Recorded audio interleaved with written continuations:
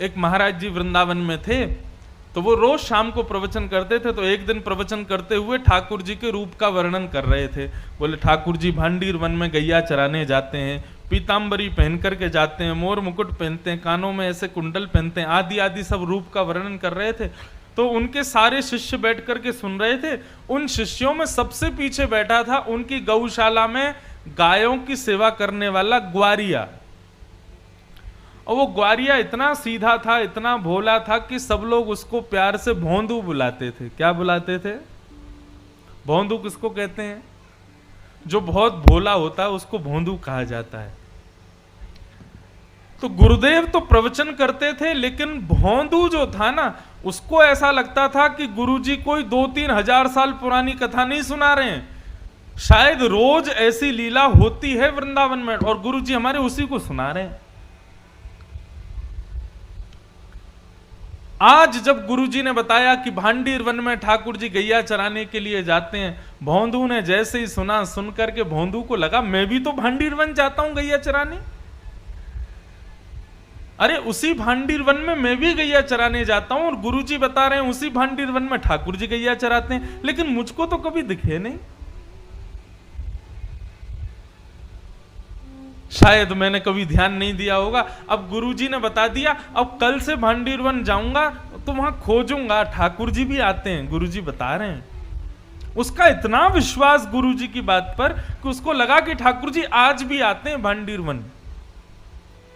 अगले दिन गैया चराने के लिए भांडीर वन गया तो भांडीर वन में गैया सब घूमने लगी और वो यत्र तत्र सर्वत्र वृक्षों के नीचे, सघन कुंजों में, जंगलों में जाके ठाकुर जी को खोजने लगा। गुरुजी हमारे झूठ नहीं बोलते, गुरुजी सही बोल रहे हैं, यहीं पर गैया चराने आते हैं ठाकुर जी। अरे मैं ही अभागा हूं, मैं ही ठाकुर जी को नहीं देख पा रहा, लेकिन ठाकुर जी यहीं कहीं होंगे। अब उसका इतना भोलापन, इतना सीधापन, वो सब जगह ढूंढ रहा था ठाकुर जी को, तो ठाकुर जी से रुका नहीं गया। अकेले जान भोंदू को अपनी गायों के समूह को लेकर के, तभी भोंदू देखता है कि सामने से विशाल गायों का समूह आ रहा है और उस गाय के समूह के मध्य में श्याम वर्ण के पीतांबरी पहने हुए ठाकुर जी उसकी ओर आ रहे हैं। ठाकुर जी को अपनी ओर आते देख भोंदू तो नाचने लगा, निमग्न हो गया, भाव में भर गया।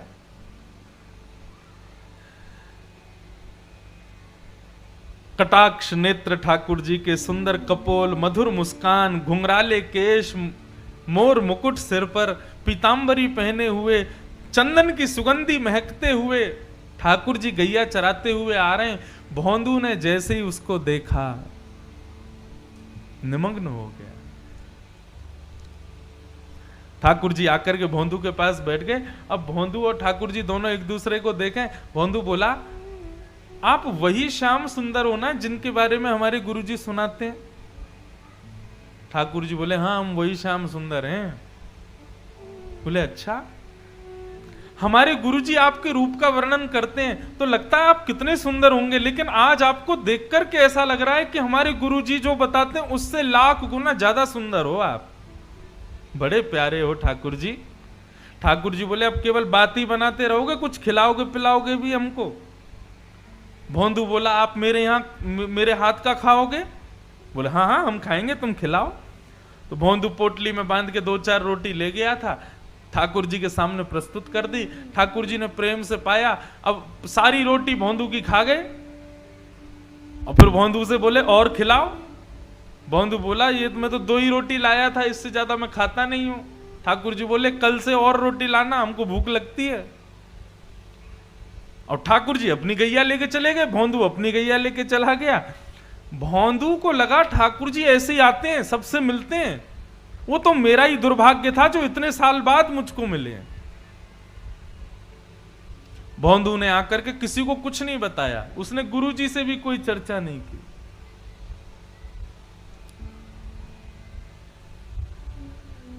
दूसरे दिन जैसे ही भोंदू जाने लगा, ज्यादा रोटियां ले गया, ज्यादा सब्जियां ले गया। तो रसोई घर के जो महाराज जी थे उन्होंने जाकर के गुरुजी को बताया। बोले, गुरुजी आज तो भोंदू इतना सारा भोजन लेकर के जा रहा है। गुरुजी आए, आकर के बोले भोंदू तुम तो इतना नहीं खाते, किसके लिए लेके जा रहे हो? तो भोंदू ने सहज भाव से कहा, बोले गुरुजी मैंने आपको बताया नहीं, लेकिन मैं जहां गैया चराने जाता हूं ना भांडीर वन में, वहां ठाकुर जी भी आते हैं अपनी गैयाओं के साथ। कल आए थे, मेरे से रोटी मांग रहे थे, तो मैंने 2 रोटी खिला दी, तो ठाकुर जी को कम लगी, इसलिए मैं ज्यादा लेके जा रहा हूं। तो ये ज्यादा पुरानी नहीं, 60-70 वर्ष पुरानी बात है। गुरुजी बोले भोंदू कौन आता है भांडीर वन में? बोले ठाकुर जी आते हैं। बोले कौन से ठाकुर जी? बोले वही ठाकुर जी जिनकी आप कथा सुनाते हो। गुरुजी बोले सच में ठाकुर जी आते हैं? बोले हाँ। अच्छा बता तो सही कैसे दिखते हैं वो? ऐसे कोई बालक मुकुट उकुट पहन के आ गया होगा, तुझको पागल बना रहा होगा? बोले नहीं गुरुजी मैं बताता हूं ना, बिल्कुल कमल जैसे उनके नेत्र हैं, जब वो मुस्कुराते हैं तो ऐसा लगता है मोतियों जैसे उनके दांत हैं, कानों में ऐसा कुंडल पहनते हैं, और गुरुजी सबसे बड़ी बात, वे जब चलते हैं ना तो वो बांकी अदा से चलते हैं, और उनके पैर जब पृथ्वी पर पड़ते हैं ना, उसके बाद जब जैसे ही पैर हटाते हैं तो पृथ्वी पर एक अद्भुत सी सुगंधी सी उगने लगती है, एक अद्भुत सा दृश्य प्रकट हो जाता है पृथ्वी पर। पीली पीतांबरी पहनते हैं, चंदन की सुगंधी आती है, गुरुजी बहुत सुंदर लगते हैं ठाकुर जी। बंधुओं, जो सीधे लोग होते हैं ना वो झूठ नहीं बोलते, चतुर लोग झूठ बोलते हैं। गुरुजी ने मन में विचार किया, कोई और मुझसे कहता तो मैं मानता नहीं, लेकिन भोंदू इतना सीधा है, ये झूठ नहीं बोल सकता। भोंदू के मुख से ठाकुर जी के बारे में सुनकर के गुरुजी के नेत्र सजल हो गए, और वे कहने लगे भोंदू आज ठाकुर जी आएंगे मिलने के लिए? बोले हाँ आएंगे गुरुजी। तो बोले आज जब ठाकुर जी आए ना तो ठाकुर जी से कहना कि तुम्हारे गुरुजी ने उनको बुलाया, उनको यहां लेकर के आना, यदि आ जाएं तो। बोले अरे गुरुजी मैं लेके आऊं उनको? बोले हाँ तुम लेके आना। अब भोंदू को यहां भी ये लग रहा है कि गुरुकुल में इतने सारे चेले पढ़ते हैं गुरुजी के, मेरे से भी ज्यादा विद्वान चेले रहते हैं, गुरुजी किसी को भी कह सकते थे कि ठाकुर जी को ले आओ, लेकिन मुझसे ही क्यों कहा? उसको अब भी ये विश्वास नहीं हो रहा कि ठाकुर जी केवल उसी से मिलते हैं। उसको लगा सबसे ही मिलते होंगे, लेकिन गुरुजी ने मेरे को योग्य जान के मुझसे कहा कि ठाकुर जी को लेके आना। भोंदू तो नाचता गाता हुआ पहुंच गया भांडीर वन। जैसे ही ठाकुर जी आए, ठाकुर जी आके बोले अरे भैया भोंदू जल्दी रोटी खिला। अब भोंदू तो तैयारी करने लगा, पत्तल में रोटी रखने लगा, गुड़ रखने लगा, अचार रखने लगा, दही रखने लगा, और रखते रखते बोलने लगा ठाकुर जी आज एक प्रार्थना करूं? बोले हाँ बोलो। बोले हमारे गुरुजी आपसे मिलना चाहते हैं, आप हमारे साथ आज हमारे गुरुकुल चलोगे?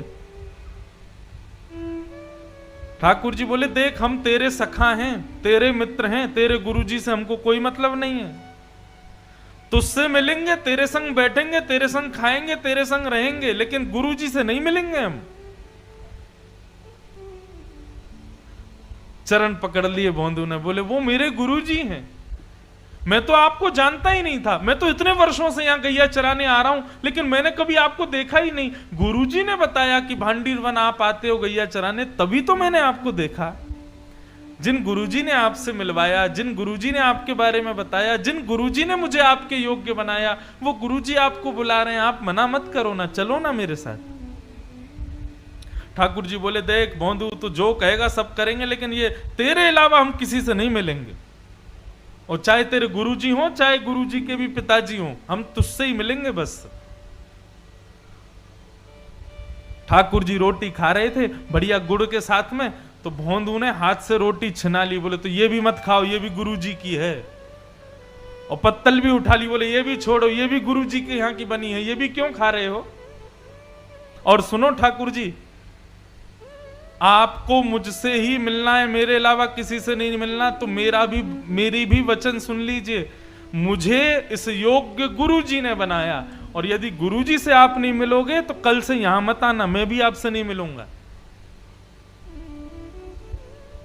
ठाकुर जी बोले तू अभी जानता नहीं है, बड़े बड़े लोग त्रिलोकीनाथ के दर्शन के लिए हिमालय पर जाके तपस्या करते हैं, तब जाके मेरा दर्शन मिलता है, और हम तेरे सामने इतनी सहजता से बैठे, तू कह रहा कल से मिलेगा नहीं।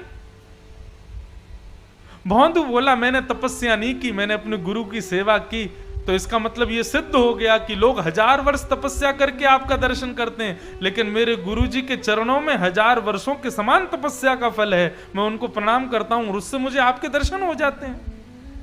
ऐसे गुरु को क्यों नहीं मिलोगे आप? ठाकुर जी बोले गुरु जी से नहीं मिलेंगे। तो फिर भौंदू बोला ठीक है, तो आज से मेरी आपकी कट्टी, कल से मत आना यहां पे, मेरे गुरु जी के नहीं तो फिर मेरे भी नहीं आप। और भौंदू ने अपना सारी सामग्री उठाई, सारी गैयाओं को इकट्ठा किया और जाने लगा वहां से, भगवान को छोड़ के जाने लगा।